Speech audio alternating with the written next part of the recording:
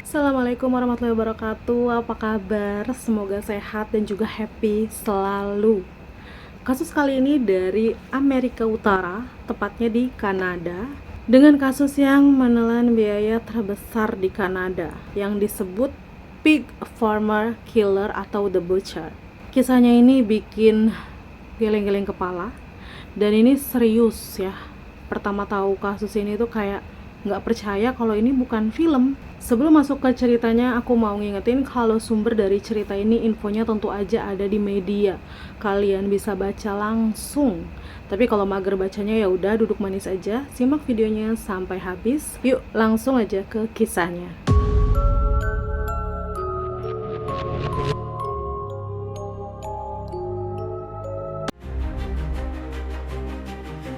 Bernama Robert William Picton, ia lahir pada 24 Oktober 1949 di Vancouver, Kanada, Amerika Utara.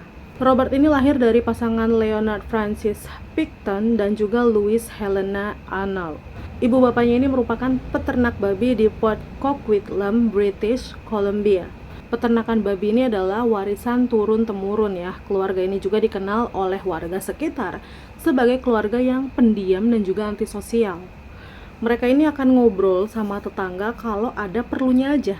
Robert ini adalah anak bungsu dari 3 bersaudara. Kakak pertama bernama Linda Louise Wright, merupakan anak perempuan satu-satunya yang dikirim untuk tinggal bersama saudara-saudaranya di Vancouver, masih di kota yang sama tapi beda tempat tinggal ya. Karena orang tua mereka si Leonard dan juga Louise ini berpikir bahwa peternakan babi keluarga ini akan menjadi tempat yang nggak pantas untuk membesarkan seorang gadis muda. Tapi kayak gitu kan jadi kasihan ya sama laki-lakinya gitu, anak laki-lakinya. Anak keduanya itu bernama David Francis Picton dan juga Robert ya, yang anak terakhir. David dan juga Robert ini mulai ngurusin babi-babi di peternakan keluarga pada usia dini, dan ibunya ini sangat menuntut memprioritaskan babi-babinya daripada anak laki-lakinya. Jadi ya udah dibiarin aja tuh sama si Louis. Louis ini nggak peduli sama kebersihan anak laki-lakinya juga, nyuci baju mereka juga enggak. Pokoknya nggak diurusin lah. Bahkan Robert dan adiknya ini dipaksa untuk memelihara ternak nih selama berjam-jam setiap harinya. Dan saking gak diurusnya, si Robert sama si David ini pergi ke sekolah dengan pakaian kotor yang enggak dicuci. Sampai teman-teman sekolahnya ini gak ada yang mau nih berteman sama si Robert sama David. Bahkan Robert ini dikatain anak babi atau babi bau. Bayangin aja coba, anak kecil dikatain begitu tiap hari, apa nggak kena mental ya kan? Bahkan guru-gurunya juga sama nih ngecap si Robert ini sebagai anak yang nggak pinter gitu alias bodoh. Robert yang basicnya ini udah pendiam dan jarang interaksi dengan ibu bapaknya, terlebih bapaknya ini kan kasar ya. Tentu aja menjadikan Robert ini mengalami kesulitan tentunya ya kan, terutama di sekolah. Sampai-sampai si Robert ini nggak naik kelas dan dimasukkan ke kelas khusus. Saat usia Robert ini menginjak 11 tahun, ia mulai memelihara anak sapi yang menjadi hewan peliharaan kesayangannya. Jadi disayang-sayang ya kan tuh sapinya, dikasih makan. Pokoknya diurusin bener-bener lah sama si Robert. Bahkan dia itu udah nganggep sapi tersebut adalah teman baiknya. Tapi 2 minggu kemudian, waktu Robert ini pulang sekolah, dia langsung dong ke kandang sapi seperti biasa. Tapi dia lihat nggak ada nih sapinya hilang. Dicari kan kemana-mana, ternyata ketemu. Udah disembelih sama orang tuanya di pemotongan babi mereka. Untuk apa? Dijadiin lauk, dijadiin makanan gitu. Robert tentu aja sangat sedih dan juga marah ya kan. Dan karena hal itu jugalah Robert akhirnya putus sekolah ya, pada tahun 1963 saat usianya 14 tahun. Robert ini di-DO dari sekolah karena terus-terusan bolos. Kemudian Robert mulai bekerja sebagai pemotong daging di peternakan keluarganya. Ya pokoknya sambil ngerawat-rawat babi keluarganya lah, karena kan gak ada kegiatan juga gitu. Pada tahun 1970 kala itu usia Robert ini udah menginjak 21 tahun. Robert ini sering berkencan dengan wanita-wanita penghibur, dan saking seringnya Ia juga sampai langganan sama hotel namanya Astoria Hotel. Jadi paginya kerja di peternakan, malamnya jajan. Selain itu, Robert juga suka pakai obat-obatan dan juga mabuk-mabukan. Dan hal itu terus berlangsung nih selama bertahun-tahun. Gitu aja terus ya kerjanya si Robert. Ya, ngurusin babi, malamnya jajan, mabuk-mabukan, obat-obatan, pokoknya gitu aja deh. Sampai pada tahun 1978, bapaknya Leonard ini sakit keras sampai akhirnya meninggal dunia. Dan di tahun berikutnya di 1979, nyusul nih ibunya juga si Louis meninggal dunia karena menderita kanker. Saat kedua orang tuanya ini meninggal, tentu aja seluruh aset jatuh ke 3 anaknya ya, termasuk peternakan babinya ya kan. Dan Linda sama David ini nggak mau tuh ambil peternakan babi. Mereka cuma maunya itu rumah sama harta bendanya aja. Jadinya peternakan babi itu diserahkan sepenuhnya ke si Robert. Tapi si Robert juga kan nggak bisa untuk ngurus peternakan itu sendiri karena kan luas banget ya.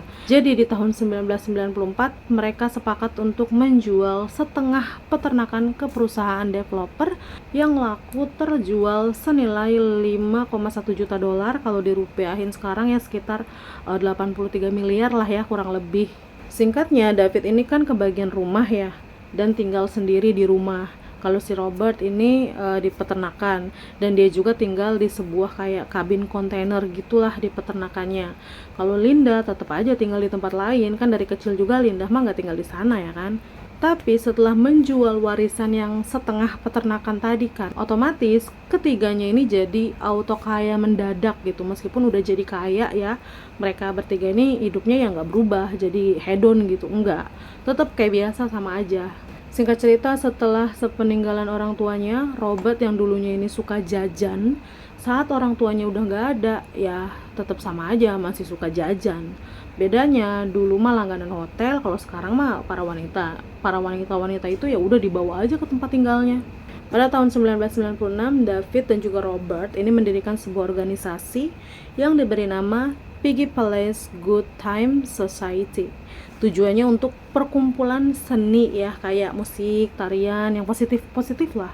Itu image-nya. Aslinya mah mabok-mabokan, obat-obatan, terus nyewa wanita-wanita malam. Jadi kayak tiap hari itu party gitu. Karena tiap hari party, jadinya organisasi ini sampai terkenal loh. Yang datang tuh banyak, awalnya cuma 1-2 orang. Terus dari mulut ke mulut sampai akhirnya datang banyak tuh, jadi puluhan orang sampai ratusan. Pada suatu ketika, 1 tahun kemudian di bulan Maret 1997, ada seseorang yang menggedor-gedor rumah dari tetangganya si Robert. Gedornya ini kayak kenceng banget gitu, kayak dor. Akhirnya dibuka lah ya. Terlihat ada seorang wanita dengan kondisi yang mengerikan gitu, sambil megangin perutnya yang udah berlumuran cairan merah gitu. Tangannya juga terborgol. Ia meminta bantuan. Wanita tersebut bernama Wendy Lynn. "Tolong saya," kata Wendy. Tetangganya tersebut langsung nih nolongin, ayo masuk. Kemudian menelpon ambulans untuk membawanya ke rumah sakit. Sampai-sampai si Wendy ini harus melakukan operasi karena lukanya. Pas ke operasi dan lukanya itu membaik ya, akhirnya Wendy buka suara. Wendy ini ngaku kalau dia adalah seorang wanita penghibur yang malam itu dipanggil sama Robert dengan tawaran bayaran yang besar dan juga obat gratis, karena kan Wendy juga ngobat. Tapi ternyata Wendy ini diborgol dan juga diikat. Dia pikir ini mungkin fantasinya Robert kali ya, tapi kok lama-kelamaan aneh ya. Tahu-tahu Wendy ini ditikam menggunakan pisau. Wendy pun ngelawan ya kan. Pokoknya entah gimana ceritanya, Wendy berhasil juga melukai wajahnya Robert dengan pisau. Melihat Robert yang kesakitan, saat itulah Wendy kabur dan minta bantuan ke salah satu rumah di sana, yaitu tetangganya tadi. Mendengar itu, pihak rumah sakit ini melaporkan hal tersebut ke polisi. Gak lama, polisi pun datang dan meminta keterangannya Wendy. Tapi rupanya di hari yang sama nih, Robert ini datang ke rumah sakit untuk ngobatin luka-lukanya. Jadi polisi ini kayak sekali mendayung 3 pulau terlampaui.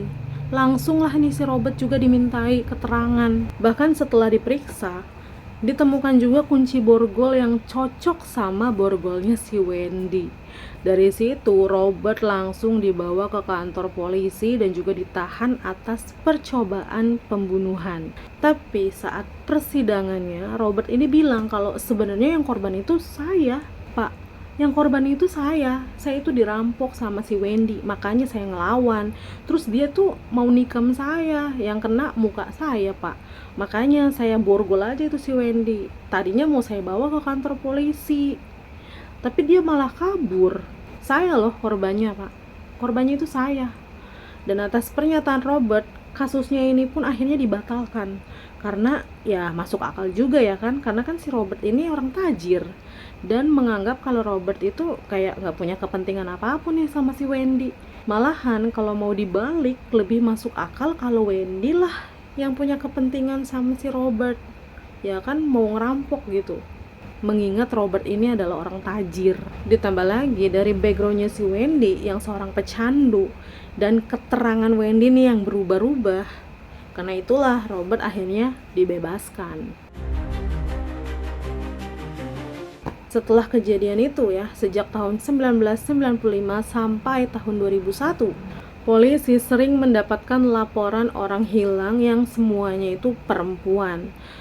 Sampai ada 64 orang lah, dan rata-rata mereka itu pekerjaannya adalah wanita penghibur. Karena sadar mereka ini adalah target kejahatan, jadinya para wanita penghibur di sana itu jadi lebih waspada dan juga saling membantu. Contohnya nih, kalau si A dapat pelanggan, ya si A ini bakal ngasih kabar ke teman-teman lainnya. Jadi kayak bertukar kabar dan juga posisi gitu. Mereka ini bakal kasih tahu ada di mana dengan siapa.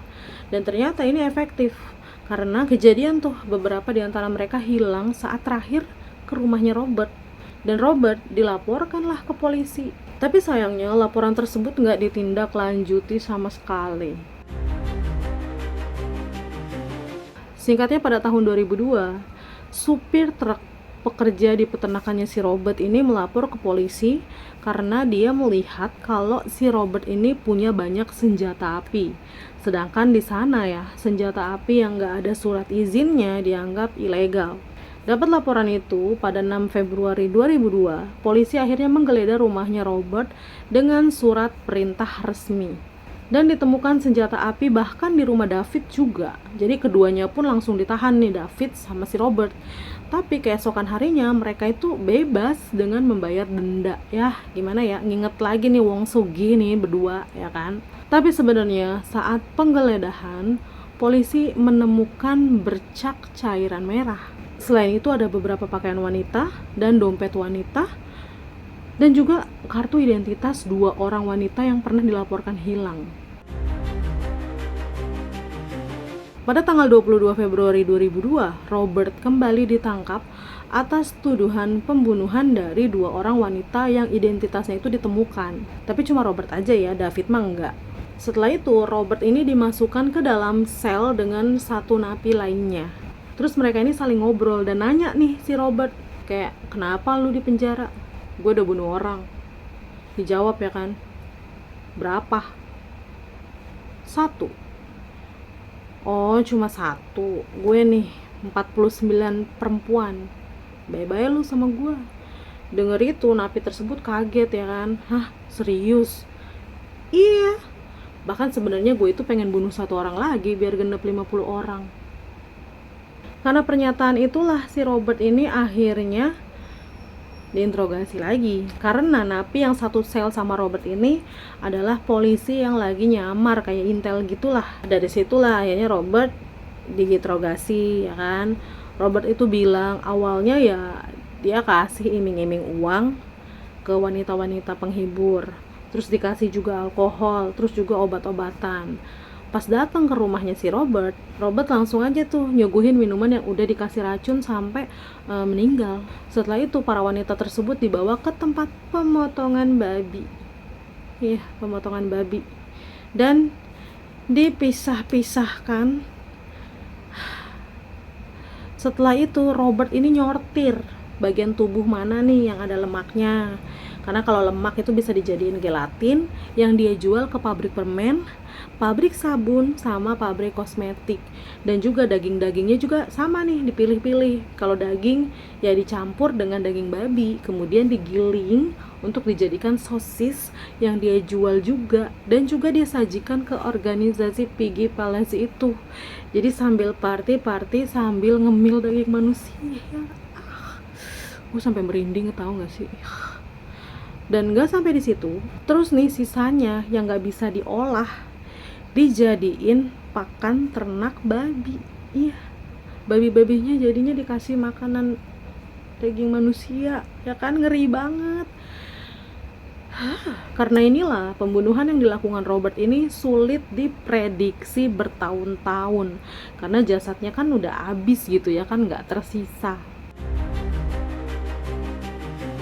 Dan setelah pengakuan Robert ya, ada 200.000 sampel DNA dan 600.000 barang bukti yang diambil di peternakannya si Robert. Bahkan seluruh dokter forensik dan juga ahli arkeologi ya saat itu tuh diundang untuk membantu. Dan alat berat juga dikerahkan untuk penyelidikan selama berhari-hari sampai November 2003. Dan total keseluruhan biaya dari kasus Robert ini sampai 70 juta dolar, atau kalau sekarang dirupiahin kayak 1,1 triliun lah kurang lebih. Pada 9 Desember 2007, setelah penyelidikan yang panjang, Robert dinyatakan bersalah dari 27 kasus pembunuhan. Meskipun Robert ini sudah mengakui 49 pembunuhan ya, tapi bukti-bukti dari keseluruhan ini ya udah sulit dicari gitu. Dan Robert akhirnya dihukum penjara seumur hidup. Gak bisa berkata-kata lagi, kasus ini kok bisa beneran ada ya. Aku pas tahu kasus ini tuh kayak gak percaya kalau ini tuh, ini tuh bukan film ya kan. Ini beneran nih, bukan film gitu. Terima kasih udah nonton, sampai ketemu di video-video selanjutnya dan assalamualaikum warahmatullahi wabarakatuh. Bye.